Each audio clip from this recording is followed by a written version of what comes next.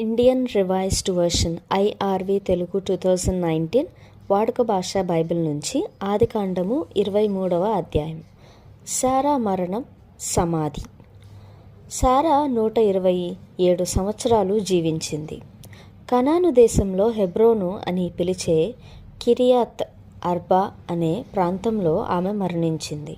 అప్పుడు అబ్రహాము శారా కోసం దుఃఖించడానికి, విలపించడానికి వచ్చాడు.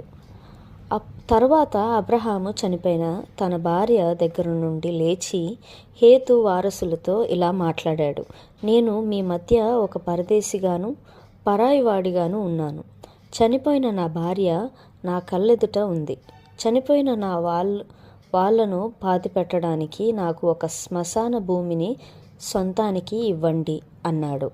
దానికి హేతు వారసులు ఇలా అన్నారు, అయ్యా, మేము చెప్పేది వినండి.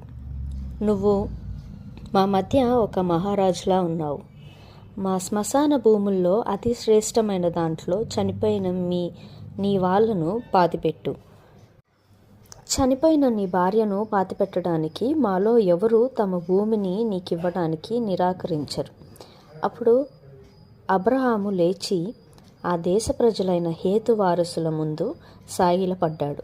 చనిపోయిన నా భార్యను పాతిపెట్టే విషయంలో మీరు నాతో ఏకీభవిస్తే నా మాట వినండి. సోహారు కొడుకైన ఎఫ్రోనుతో నా తరపున మాట్లాడండి. అతని పొలం చివరన ఉన్న మక్ఫేల గుహను నాకు ఇమ్మని అతనితో మనవి చేయండి.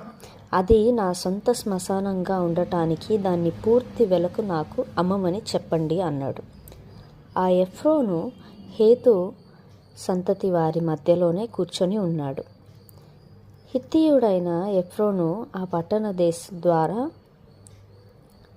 ద్వారంలో ప్రవేశించే వారందరినీ ముందు హేతు సంతతి వారు వింటుండగా అబ్రహాముకు ఇలా చెప్పాడు, అయ్యా, అలా కాదు, నేను చెప్పేది వినండి.